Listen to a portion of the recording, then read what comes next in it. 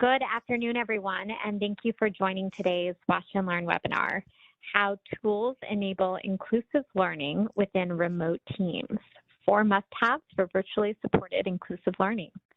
I'd like to thank today's sponsor, Class. Class is a software developed by Class Technologies that transforms the typical company-based learning and development experience into an interactive and virtual experience. Class enables instructors to take attendance, hand out assignments, share media, or talk one-on-one with a participant without leaving the platform. I'm Alexandria Clapp, the Content Manager for Learning Technologies and Sciences at ATD, and I will be your moderator today. I know our speakers plan to keep you engaged throughout the session, so as Regina mentioned, please share your questions and comments with your fellow participants in the chat box by selecting Everyone. And we will have time for Q&A at the end of our session, so I will save any new or unanswered questions to be addressed then.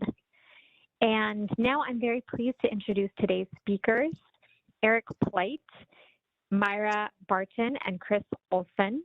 We are looking forward to learning more about inclusive learning with you guys. So without further ado, I'll pass it over to this group to take it away for us today.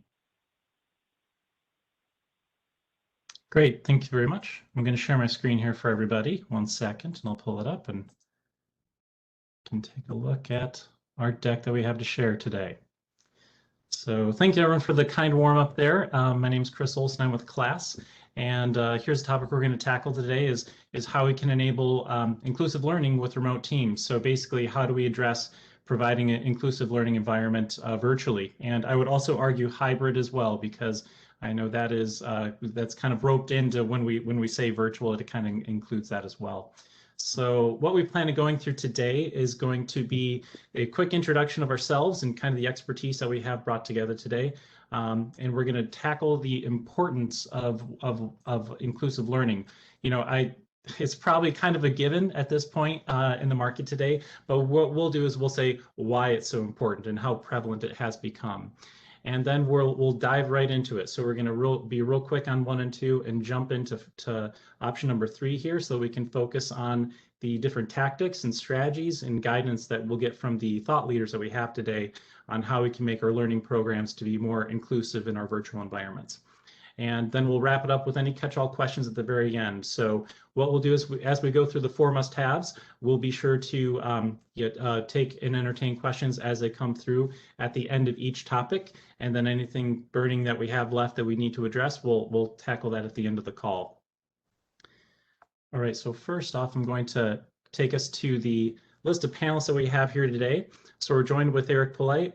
And Eric, if you wouldn't mind taking a moment to introduce yourself and in your role at Polite Associates. Yes, greetings. My name again is Eric Polite II, and I am the principal and founder of Eric Polite Associates, a sort of boutique learning and leadership development and talent optimization consultancy focused on helping organizations really leverage and harness the power of diversity, equity, and inclusion. Excellent. And Myra, I'll turn it over to you. Thank you, Chris. Hello to the audience. Thank you so much for having us here today. Myra Archie Barton, Manager Inclusion at CDW, and CDW is a technology service provider.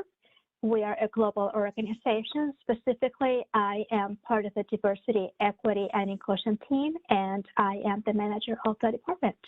Thanks. Excellent.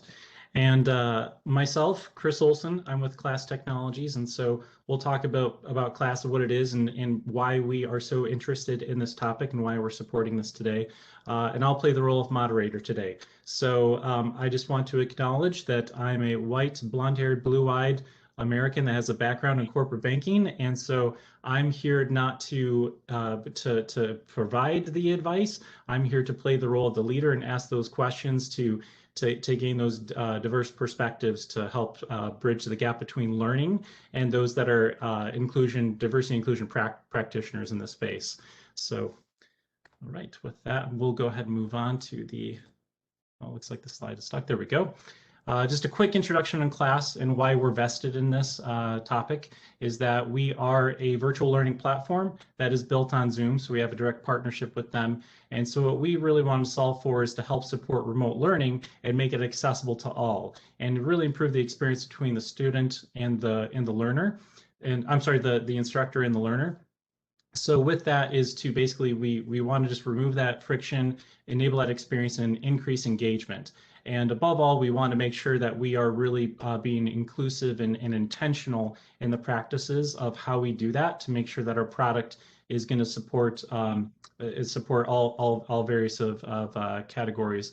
And so that's kind of why we're set up here today, to be able to talk at this in depth, because we're here to learn as much as we can to support and spread that knowledge, because we believe in the diversity and inclusion within learning programs today. So why focus so much on inclusive learning? Well, you're probably already familiar with some of it already, just in our society today, of how it's become so prevalent and how it's really become a top topic within our workforce. But really, it's not just us saying that; it is just resounding. It is, according to Deloitte, we have some numbers here and statistics to kind of help support that, to show that CEOs are considering DEI to be a strategic priority goal at 96%. That is far and away the highest it's ever been, and that's at the top. So CEOs making this a priority, and 67% of them for L&D are saying that CEOs are spending more on reskilling, upskilling to help support those practices, to keep them diverse, to bring in more into the fold, and to make sure that they're doing that in a fair and equitable way. So basically, how are we going to make these strategic initiatives work together is going to be what we're looking to solve for. And so one other thing we just want to give a little bit of context in this is that what we found is that I think that with this becoming so prevalent, it's become more eye-opening. So according to Boston Consulting Group, we got some more data here to show of what the traditional focus has been and how it's evolved over time, to really broaden the scope and really think about all the different the different avenues and the different walks of life and the different respect that we want to provide to those that are of different geographics that they're becoming a part of, demographics. So, so the traditional approach has been very straightforward. It's been like your gender, your nationality, and then your orientation. And so now it's really evolved to be much, much more broader than that. It could be, different medical disabilities that you might have, your origins of how you entered into the nation that you're a part of, whether you're, your spouse or not, or a partner, your orientation. All this stuff is becoming a lot more different. Introvert and extrovert. It really is no longer just about a few boxes that we're checking. It's really about like understanding the individual and making sure that we're providing inclusion for all those individuals that we all make up. And so these are some of the different things that we just want to talk about to provide that context to look at a very, very big picture level, instead of thinking of it in traditional antiquated practices back in the day. And so hopefully that gave enough context here for everyone to understand kind of why we're making it such a prevalent topic here. So moving on to the 4 must-haves for virtual supporting, learning inclusively in a virtual environments here, we're going to go ahead and take some turns to have a dialogue and conversation around this. And so we're going to tackle 4 different topics. And the first topic we're going to look at is, how do we get executive level buy-in? And so what I want to do is we're going to kind of play a little bit of volley here in the conversation. We're going to take turns. So Myra, I'd like to start with you first. If you could give kind of some of your practices and strategies and tactics that you've used to help gain executive level buy-in to support inclusion practices and kind of help get their mindset to shift and understand the importance of why they need to make it a priority. Absolutely. I'll start by saying that, Chris, as you know, when we were chatting about this session today, I thought, oh my gosh, that was something that's very easy, to be honest. I think, well, I know my CEO is part of a 97%, where definitely diversity, equity, inclusion is a priority. And simply stated, it is a business imperative. Numbers, studies, anecdotal information will tell you it is critical for innovation, it is critical for engagement, and when you have innovation, engagement, and a workforce that feels that they are in the right place, they can be authentic, that can be their authentic self, that'll lead to engagement, that leads to strong financial results. So in a nutshell, it has been extremely satisfying that it has been really a situation where we have had support throughout. There's work to do. Please know that we recognize that there is work to do, but it has been incredibly satisfying journey to this point. Well, that's great to hear. So on that topic, have you found that what makes the conversations go so successful? Is it the perhaps the maybe the executives tend to speak in numbers, right? And data, and kind of how is it more a conversation around providing data analytics? Is it more around that their mindset shift has actually changed? I'm curious as to what you think is why that's been so successful and a lot smoother in the last few years here. Yeah, of course. I think it's a combination. I would also share that recently, I think it was 2 weeks ago, I attended a seminar as participant, not panelist. And one of the questions asked in that particular event was, how long have your organization had a DEI team or initiative or something along the lines of DEI strategy? And I was extremely surprised, maybe not for the audience here, but I was extremely surprised that I was in the 1% that has been part of an organization that has had diversity and inclusion already in the books for over 10 years.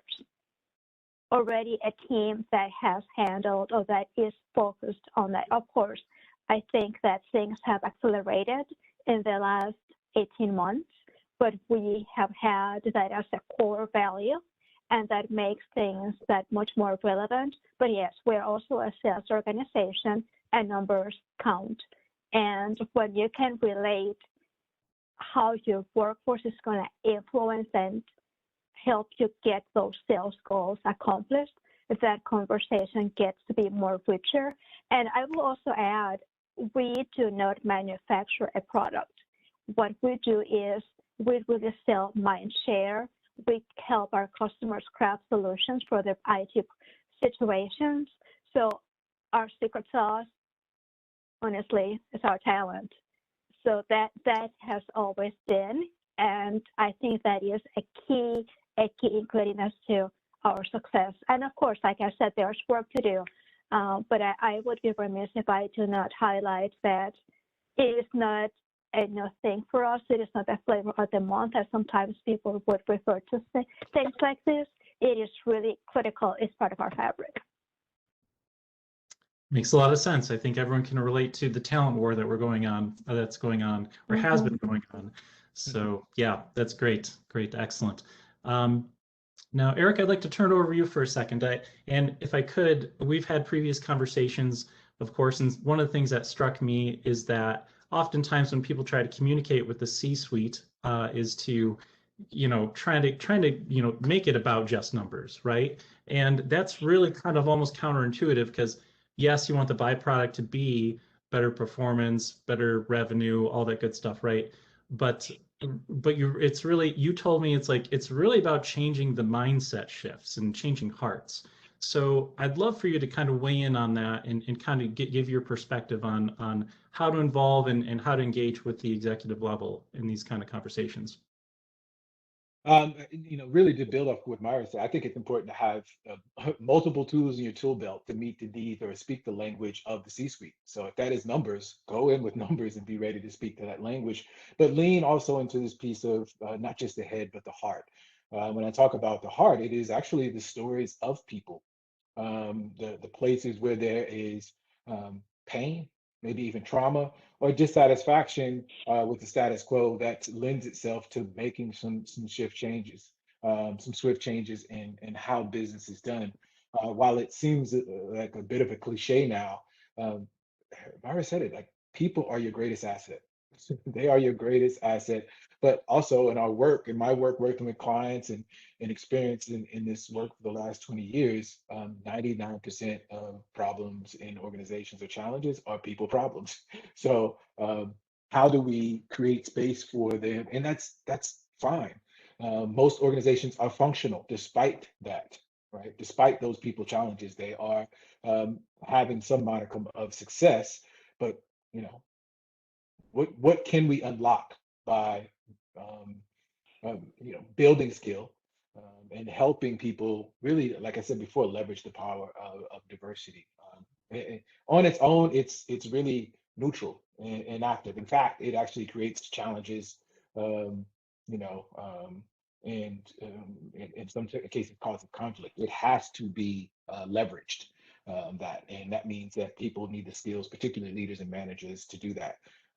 So sometimes it's connecting both of those. How are you not accessing your people, accessing all of the wisdom, gifts, and strengths that your people bring to work, all of your people bring to work every day. Um, and when we can connect that to the thing that matters, the bottom line. What is that costing us? What are the benefits and cost of doing nothing? And making sure we're communicating that effectively. I think that is one era of those of us who sort of professionalize, do work in this professional work in the diversity, equity, inclusion space, is not connecting the people strategy to the business strategy. They're seeing it separate, that this body of work sits on the margins, but here's the real work of the business. It is, whatever widget we're trying to create or whatever work we're trying to do, we don't make a clear case between the two. The way in which people and culture uh, influence the business strategy. So as much people data we can bring in, the better. And that is both quantitative and qualitative. Thank you for that. And so that got me thinking too. As we think about speaking their language, I wonder about, as we're hearing back whether or not they give us buy-in. I'm sure that you're both of you are probably very strong with your powers of persuasion, but I'm curious if either of you have or ever experienced where maybe in your peers perhaps they've had difficulty getting that buy-in, where there's roadblocks in there, or maybe that it's surface level buy-in where they're saying that they're in there but they're doing minimal effort. And I wonder if there's any advice for those that are hitting some roadblocks and having to jump over some hurdles. Any advice for those that are struggling to gain that buy-in for when they do meet those? I'll share a few thoughts. I think that in situations where we have found what you have described, Chris, when we, peel the onion, it's really about education, not understanding the power of different opinions or views, or that collective group that comes together and think of different things. And of course that takes different shapes, but it's deep down, it's really all about education. And if this is work that is not one and done, this is work that is going to be every day for a long time. And that's what I have found is really education. So when that is the root cause, then allows us to then help understand the why. And let's be honest, not everybody is in the journey in the same place, so we need to help them with that. But for me, it's really all about education, awareness, and wanting to be open to it also. And for me, that plays a central role, and I'd say strategies in there. Like education is part of a larger strategy for change and process improvement and culture building. but let's be honest as well that we have all the information. Like I don't have to provide additional data. Go to McKinsey, Forbes, Boston Consulting Group, Gallup, you name it. All of them talk to the power and importance of diversity and leveraging it. Yet and still, we haven't seen major movement across industries in many ways. So my experience is that often people come to this reactively versus proactively. So this, you know, whatever way you think of it, the experience of racial reckoning or social justice awareness in the last year or two has spawned a great deal of interest in the work that me and any other consultant in this space does, because now leaders are like, what can we do? But it's reactive, not the proactive piece that says, how do we, again, work with and leverage our greatest asset, which is our people, and more specifically, how do we use diversity, how we leverage diversity to meet our mission, live more consistently into our values, and get outrageous results. Yeah, such a great call out there. That's great. Excellent. Well, this kind of segues into our next section here, actually. So once we gain that executive level buy-in, how do we get that sweet money to invest in tools and resources and funding and support? So this could be, yes, the dollars, right, to be able to do more, but also I think it's having the clout and throwing their weight around in leadership to be able to support and provide a voice and some teeth and some enforcement about the importance to really ignite kind of inclusive learning that can help make that permeate throughout the organization, right? So to be able to do that, to enable inclusive learning, one, investing in the tools, which could be technology primarily, but not limited to that. I'm curious around some of the tools that you have found useful that are out there, or components of those tools that others should be searching for. This is obviously something class is very interested in, since we provide that type of a platform, but those in all different ways and shapes of technology that you've seen, that you've used internally. I'd really love to get kind of a breakdown of the different things that we want to look for to make sure that we're providing and think about as we're doing inclusive learning programs in organizations. So I started with Myra before, so Eric, let's start with you for this one here. I'd love to get your thoughts on this. Yeah, I mean, for me, it really is. For me, like we're in the golden times in some ways, and by that I mean chaos and crises. They spawn resourcefulness and creativity and innovation, and we've seen that in this space because so many people have been engaged in remote learning with the pandemic. It means that the tools have had to elevate and upgrade to meet the needs of not only sort of children, school age learners, but also corporate and adult learners in this case. And so we've seen tools like Class, WebEx, Zoom. There are many things out there now. And I think they're just going to get better as we see needs develop that weren't very clear before, that are very clear now, particularly as it relates to not just our ability to see each other and communicate, right? It's like, more importantly, interaction, and leverage adult learning theory more actively in how learners learn and how they're engaged. I think that's what the real opportunity is. But then that means that as we think and talk about inclusive learning, that we're talking about both the design and the delivery. If we just focus on the delivery, then we miss actually an important piece of the process, which is that for the most part, at least in my experience doing this work, a lot of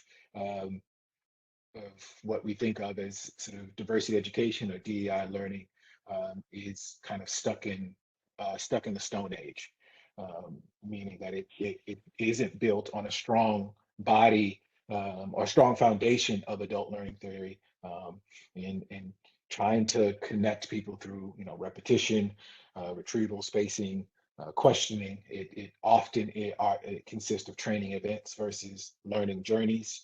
And why? Because in most of our organizational corporate cultures, time is the greatest resource. And so we don't have time for the type of journey that is required for real behavior change. So we'll settle for the 2-hour unconscious bias course Mm-hmm. for all of the managers and check off the box and move on. Not meeting people, as Myra said, where they are. Inclusive learning saying there are different ways for you to enter. Where you're at, well, you won't be judged for, but we want a willingness and an interest to move forward, to take a step, to fail and fail fast. Because that's we treat as an organizational culture, we treat failure as a form of feedback. We know that we learn and grow through those warts, particularly in this work. That requires a culture shift. So it's not just the addition of tools. I hate to make people think that we just buy the fanciest thing off the rack and we'll be ready to go. The most important tool really is your people, the people that already exist, and how do you start to shift the culture to support more depth and breadth of learning that meets the needs of all learners in a particular organization or environment. That's very, very astute, because I've as we work with class, we are a platform that delivers the learning and enables it for the instructor to do that, right? Well, what I find is that it's still, what you're saying is that the content that you're delivering still really matters. It's not just the tech and how you're pushing it out, but what you're pushing out is something to focus on as well with the adult learning theory, to make sure that it's having impact and really resonating. Well, the thing that stands out to me, yeah, that you're on it. And what I'm saying is, and this applies to all learning, but again, because my space is in DI education, more specifically, I'm the biggest advocate and critic of how it's delivered and how it's done. Content learned is not content applied. So more than any other space, when you go get that training and don't use it on the job, it reflects poorly on anything related to it. That we are just about awareness in this space. What are the ways it's built to support behavior change and people doing something differently? If they're not doing something differently, then you essentially got the same organization. You're not shifting it to be more inclusive and equitable, because you're not shifting the behaviors that support those things. So I'm saying, again, content learned is not content applied. And how can we be thoughtful about leveraging the tools, these incredible tools that are coming, and the tools that we already have and the people, to get closer to application and behavior change and real skill development. So as you're saying that, and I think as a lot of other learning professionals around the call are thinking of this, part of it is, I think traditionally it's been treated like an event, as you said. Here's your check the box training, but that's not the end goal, right? So what I wonder is if it's maybe like preparing for the long haul of the full journey, and it being intentional, so that when you are investing, like, you have the people to support, because it having just an e-learning course is probably it'll be one of a slew of different arrows in a quiver of arrows of a quiver that you're going to use to be able to do that, right? So is that a correct paraphrasing there, as what I'm hearing? Yeah, you're on it. I'm not sure. Myra, maybe you have a similar experience. I see you nodding. Maybe there's something that you all are working on that is evidence of this in practice. So. Yeah, I'd love to turn it over to you, Myra, because in our previous conversations, you have always, I love your kind of outtake on this, is that there's not a one size fits all. So I'd love kind of the different approaches and kind of experience you have to share on this. Absolutely, happy to. I agree with Eric 100%. The content piece, the now and later, there needs to be a connection. And that connection also is supporting the business strategy. So that all those dots need to be connected, sooner than later, is what I would like to say there. For us, I can offer the perspective on the other side, meaning as users or attendees, and of course, coming from the DEI perspective, a few things that we do. COVID-19 silver lining, right? There are some things that have been significant learnings, and positive things, where prior to it was the stay in person, the 2 hours, the not that many options, perhaps more of option 1, 2, and 3, and the rest, if you cannot make it, bad luck kind of thing. And we have matured and progressed into using, first of all, multiple mediums, whether it is video, whether it is RingCentral, Zoom, WebEx, Teams, you name it, being able to use multiple resources. The other thing is, being a global organization, it has shifted to a very intentional focus on, okay, it is 1:30 Central, it is 7 or 8 o'clock in UK. If you were going to have a meeting at 1:30, guess what? Accidentally, you may be excluding your peers that are in a different time. So we have become that much more in tune with those nuances. The other thing that has happened is, for our distribution centers, our coworkers are still coming in. There is product that needs to be shipped to our customers when they're ordering those products as part of our solution, right? So the training for them may need to be at 6 a.m. or may need to be at 8 p.m. because of the shifts. So we have been intentional about that as well. And I know that we're probably sounding like a broken record, Eric and I, but yes, our coworkers are our assets, and that's why it pays to be that much more planful, and then making sure that accidentally we are not excluding an audience. For us, as of recent, we have been doing a few mergers and acquisitions. And one of the things that we're learning or have learned throughout is the integration of systems sometimes will lead you to consider yet another option of how you provide that same content to that audience that just joined you, say, last week. So that has also been added to that menu of thinking processes. Like, it's not 5 years ago we could have gotten away with one session at 8 a.m. and one at 10, and we'll be done. Not anymore. Not anymore. Mm-hmm. Yeah. Well, the resounding theme I'm hearing is that it's about people, and I think everything should be people first, and think of people, which we even as class that resonates with us because we're a tech company, right? But we basically promote the idea that technology doesn't solve problems, people solve problems. And so that's kind of that's what's built into how we design our software. And so hearing that resonate so much about people, it's no surprise.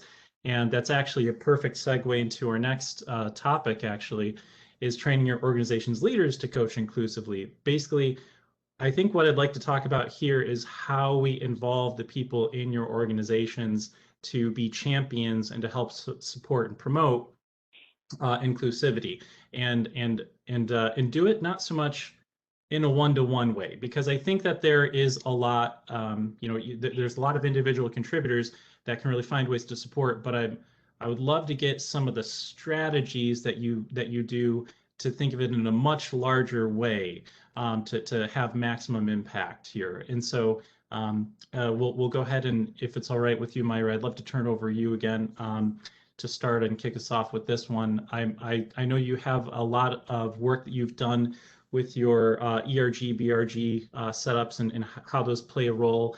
And I think the other thing that you tend to talk about here, if I could lead you a little bit, is how you can also help create that partnership with L&D and with DEI experts and bridge that gap. Yes, I will start with the latter here, Chris.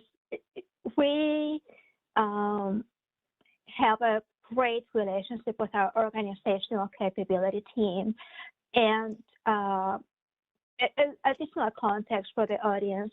Prior to my role as manager inclusion, I was in a manager business partner role for a number of years, and had the opportunity and privilege to work with all segments within the organization, sales, backbone, integrated technology, which allowed me to meet many leaders and also establish relationships throughout the organization. Now, in this role, because previously I needed to work with my learning and development colleagues for things that were what we like to call required training, such as, let's say, security or sexual harassment kind of thing.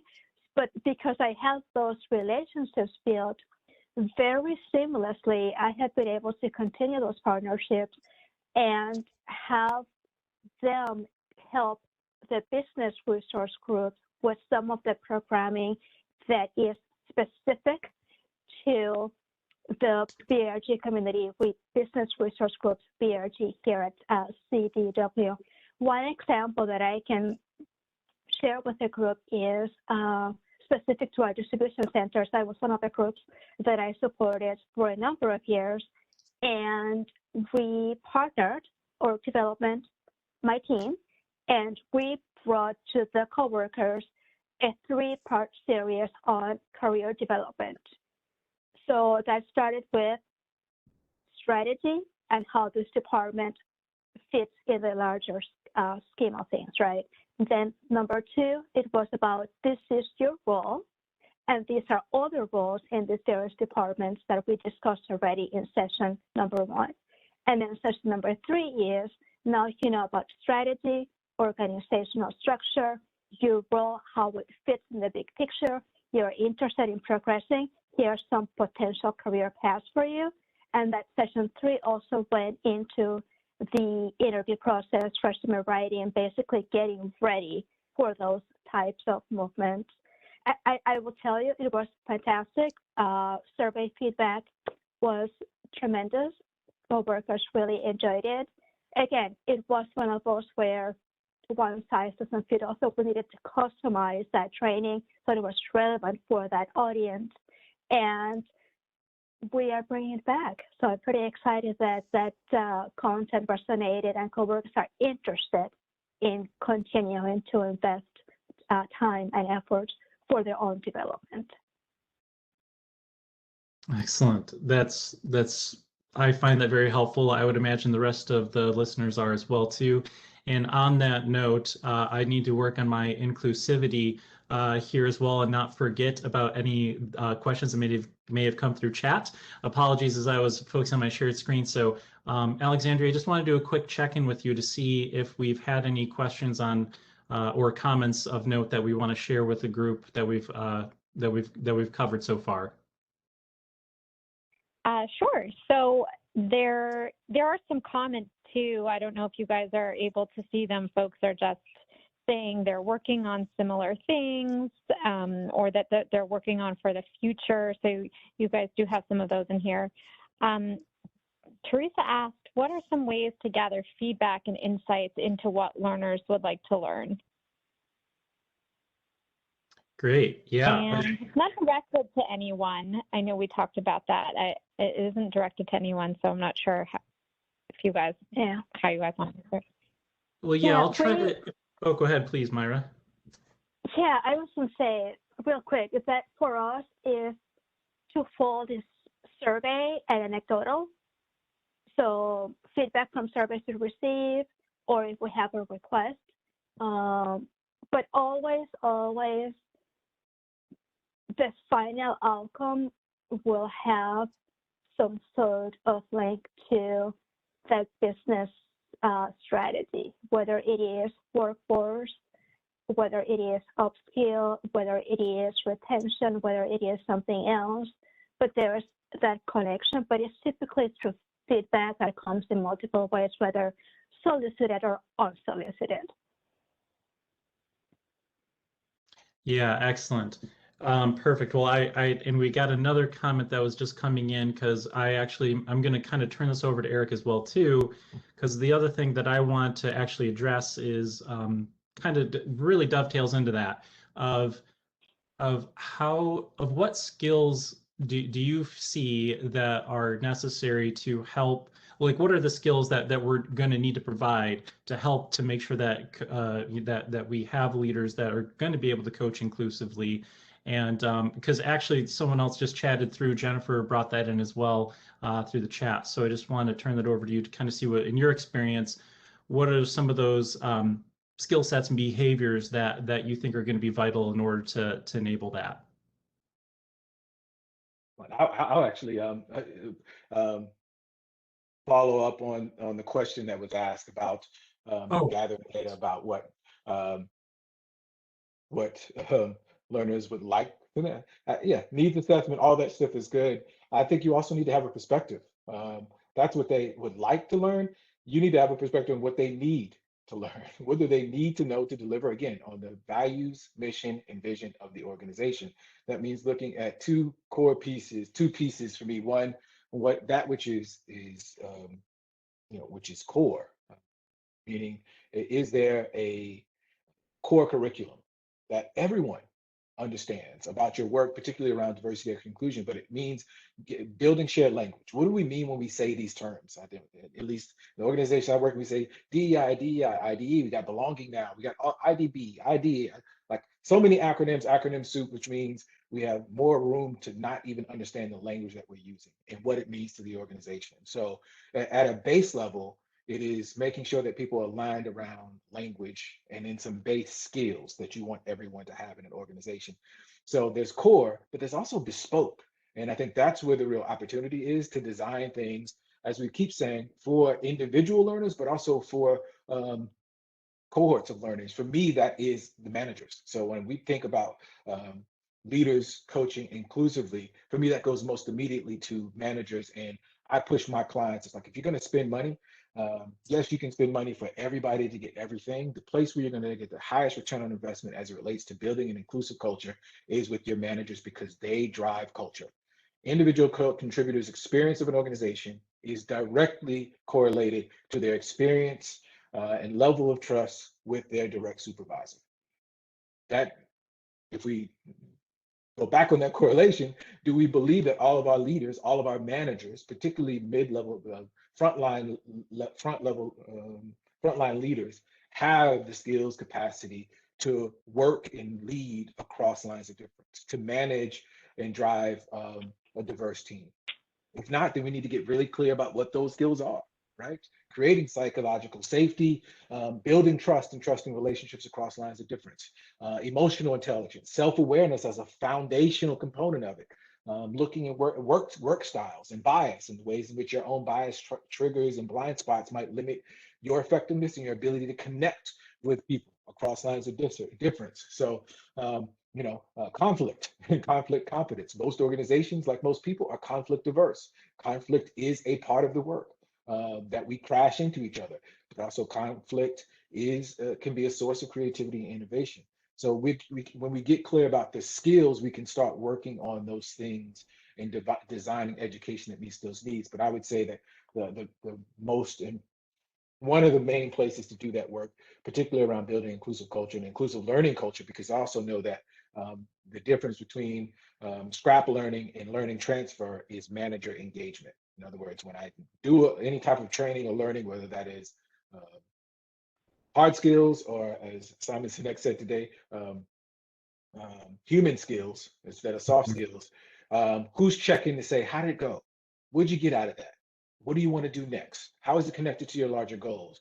The manager engagement on the front and back end has the most influence over learning transfer, or among the most, according to Brinkerhoff and others. So how do we make sure that that's part of the equation in those conversations, recognizing that managers are really key here? So what are we doing with managers besides kind of teaching them to do one-on-ones or like really surface level stuff? We're not digging down to build the skill and or promoting and are hiring people who already have some baseline level of skill to do the work for the type of organization you're trying to become. Excellent. I love the real talk. I think that you've provided a lot of things that others have needed to acknowledge at an individual basis, and how to help support, right, at a organizational team level basis, right? And you hit on something that I've seen and I've learned in my previous experience. I've worked with Red Thread Research, and so they focus on HR research practices. A big focus is DEIB, and also with people analytics. And one of the things that you touched on is assessments and surveys. They're good, but they're not the only thing. And because what they're finding in the people analytics space, they were saying is that you people can take a survey, but the data and the user behavior and what people are actually doing is really the more source of truth. So it sounds like surveys are a factor, but not the factor. And then you got to look at the wider set of needs that you're looking to accomplish in order to really achieve success. And what you're looking to do is what I'm hearing. Is that correct? You hit it. Love it. Love it. Thank you. And thank you for the real talk. All right. So now that actually, I want to actually do something else that I want to kind of bring up here, is that creating an accessible and equitable learning and development opportunities. I mean, it could be programs, but one of the reasons that we were talking about this specific topic and why I intentionally chose the word opportunities is that also I think to Eric's point is that managers have a lot of control in the learning and development opportunities and in the culture and organizations. And so so I'm going to turn this back to you, Eric. And one of the things that I think about around creating accessible programs and opportunities here is that managers can make or break. And I think of the different policies and the different kind of just processes that organizations have that you've seen that have been most successful to really provide equal accessibility to those opportunities to grow in their careers, to help career mobility of those, regardless of where they're at, regardless of who they are. And because in some of the research I've seen that managers can actually impede that because they'll be more focused on production and hitting numbers. And I'm curious if you've seen that have a negative impact and where you think we can turn those managers around to really make sure that we have accessibility and equity within our L&D opportunities. Yeah, well, middle managers are they're in the middle. It's a tricky spot, right? And so in order to make that shift, Chris, I believe you have to talk to the manager's manager and the manager's manager's manager. Like there are layers to this. They're held accountable to goals that they have to meet. So it trickles down to the people who they are really pushing to task to manage that. So it requires a shift on a greater level, which is a move really to a learning culture. How do you build a learning culture? Not just have, again, training events and think that you have a learning culture. It means your approach to and process for achieving your mission, vision, and values, or really living into those, requires a real focus on education and/or training. And I make a distinction between those two. Education is a broader piece, meaning there are different ways of accessing, as you said, opportunities for learning and development. And I think inside of that, inside of a learning culture, it means it's not reserved for a few. So this is, I know my previous employer and a lot of others I've worked with, right? You have high pose, high pose, high pose. Learning is reserved for high performers. Like real learning opportunities are for those who have been handpicked to ascend the ladder and move up within the ranks of the organization. What about the rest of us? Mm-hmm. What about the rest? What does learning mean and leadership development mean to us? And it also means sort of breaking out what leader means as well. Is it by title, or is it a role and a spirit and a mindset through which you want everyone engaging as a leader in your organization? Although some of the real work and responsibility is going to be reserved for those who do have sort of title and positionality. That means that you have an idea, particularly as it relates to diversity, equity, inclusion, that is focused on capacity building. So when I worked, I was the director of the D&I Learning Academy for a auto manufacturer. So I was responsible for learning and leadership development around diversity, equity, inclusion for 40,000 employees in North America. And one of the things that we developed, or at least enhanced, was a program that was called the D&I Champions Program. It was about building leaders at multiple levels. So it was by application. We took people through a 6-week learning journey that was really about building capacity, because we have 13 manufacturing facilities across the country, customer success places, like customer like we have different places all over the United States. The D&I team couldn't be everywhere. It means you need to build leadership across the organization. So it's thinking differently about leadership, providing different opportunities, and really creating an ecosystem of learning that means that you don't have to necessarily be on the call, even though on the Zoom or in the class that happens at this set time, we have just in time learning that happens for people. We have a network of resources that people can get. We have ways for people to retrieve the learning that they did 6 months ago at the time when they really will need to use that learning. We have different pathways. We have different assessments. So really thinking about those, the 4 E's as we evolve the ecosystem. So education, experience, exposure, and then evaluation, I think is how you create an ecosystem that supports the type of learning that and develop opportunities that really move an organization forward. But that requires a shift. And I would also add in badging, certification, gamification. The world is open now for a lot of other things that encourage and invite people to fully commit to the process of learning, but the culture has to support that. And then connected to the other 3 points, leaders have to model that. It can't be do as I say, not as I do. The first people stepping forward to engage in that way and modeling that this is the way we operate because we believe in our people and we believe learning and growth is critical, is that leaders model the way. Yeah, thank you for that. You've touched on something that I've always kind of felt deep down in my bones, and I'm of two minds about it, is the hypos, right? The how you look at leadership development programs sometimes, and you're like, okay, how did they get nominated in this? And like that there's bias in those kind of processes that need to be solved for, that we're just not there today with some of those programs. So thank you for calling that out, because that's something that I've noticed that I've seen that, and I've heard from others. So I love hearing the intentionality around how you're going to do that. And just real quick, looks like we caught it. Someone was asking about the 4 E's, but we got that via chat, so it looks like we're good there. Now, this is an important one that I want to turn over to Myra to address here. And so, Myra, I got a question for you on this. You mentioned the thing about time zones as well, and being cognizant of that, and how you structure your sessions and opportunities for others to join. And I want to open it up in a sense of like, what are we not asking? What are we missing that should be more obvious if we were more in the D&I space to really think about and really consider that maybe we're just not, it's not obvious to us in L&D. What are the things that we're missing? That is a super great question. Not enough time, Chris, in the 7 minutes we have. But I will say that I would actually ask it the other way, perhaps. Okay. What are we doing that is preventing the experience to be a great experience? What are we doing today that is excluding coworkers from this wonderful experience?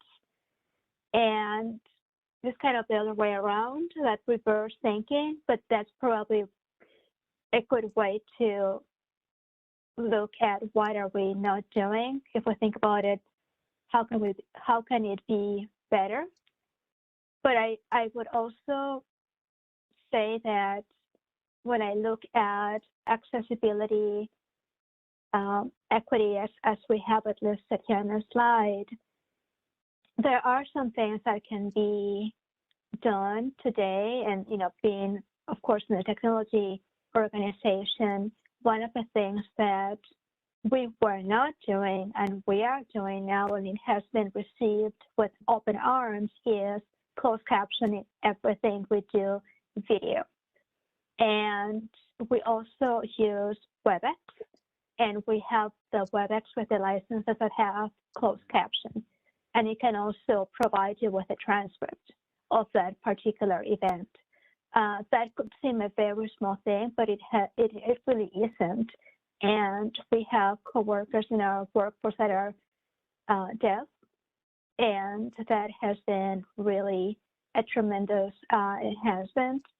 And there are some other things that we have done, but that's kind of how I like to think about it, is what are we doing today that is preventing us from including everyone in this experience? I love that you challenged me on how the phrasing of that, because looking in the reverse angle, often what we do, even for our product and how we design it, is we reverse brainstorm, and so I love that you flipped it, because that's how we enhance and test assumptions. So thank you for that. All right, well, we've got 4 minutes left here in our session, so I want to check in with Alexandria to see if we've got any questions for our experts that we have on the panel today. Yeah, that you guys have been doing a good job of keeping track of them. Cynthia asked about, this is when Eric was talking, if you have any recommendations about revisiting the core vision, values, mission in relation to accessibility, equity, and inclusion. Yeah, and I was just typing up a response in the chat, and it was essentially, yeah, make that a regular piece of the conversation. In fact, I start from there. I like to, as I say, work with what's already on the books, so that the work around DEIB, or however you frame it, isn't seen as a separate thing outside of it. Like, no, I'm calling you into the best or a better version of who you already are. Aren't we already on board? You're attracted here because of the mission or the vision or the values. Those things give us permission often to do this work. It might not be using the exact same language, but most of us have there's an intentionality or a spirit that is consistent with the value of people and what that looks like, right? At my previous organization, that was respect for people and continuous improvement. Hello, I can eat that up. I can talk about how we can connect to that and leverage that. And that's what drew people in.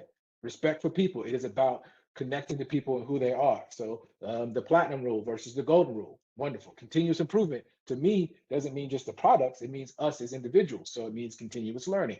So how do we use what's already in there to drive an agenda around this, but also remind the organization about the ways in which we are living those things, in which the ways in which there are gaps that we might be falling short, and say, oh, this could be a piece to help us close the gap between who we say we are and who we really are. Excellent.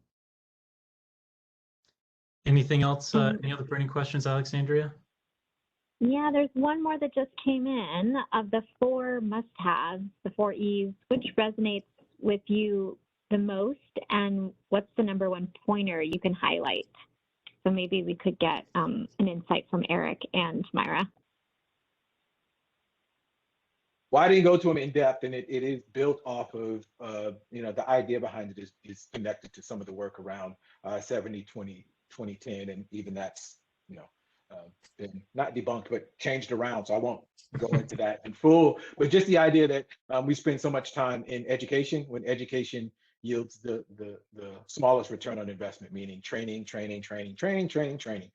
So thinking about having people experience, they learn at work. So what are the ways in which people learn at work? What that means in mostly hybrid or remote work is maybe slightly different, but the idea remains the same, that we learn on the job in many cases. So how people are applying and experimenting with these things on the job. Exposure means peer learning, cohorts, coaching, connecting with other people. That's an important piece. And then lastly, evaluation is the ways in which we have a clear sense of where we are and where we're going, so we can set goals. Like where am I at, but also where's my destination? What am I putting in the GPS? Evaluation gives us some data there, whether that is 360s or small assessments or any other way in which people can get a clear understanding of where some of their gaps and strengths are as it relates to whatever direction you're working them on. And whatever mix there works right for your organization, the idea here is that you're just not focused on one E, meaning largely education for the way you deliver that. Excellent. I like all of that, support it. I say exposure for me, because that sort of gets into everything else. Education, learning, hands-on, the experience piece. So no, but I totally agree with you, Eric. It all is combined. Amazing. Great. Well, it looks like we were right on the dot. So I'll stop sharing my screen. I'll turn it back over to you, Alexandria. Well, thank you all. Thank you to all of our speakers, Chris, Eric, and Myra today for your wonderful insights and your conversation. We have lots of thank yous coming into our chat. So I'm just echoing all of our attendees as well. But I want to thank all of our participants for your questions and your comments throughout our session. This was a great conversation today. And you will receive an email tomorrow with a link to the recording. And we hope you have a wonderful afternoon. Thanks. Great. Thank you so much, Bye, everyone. everybody. All right, this was fantastic. Thank you, everyone. This actually concludes today's webcast. Thank you all for attending. The recording will be available later today at webcast.td.org, and we will send all registrants an email tomorrow with that link. And please visit our event calendar to sign up for future webcasts.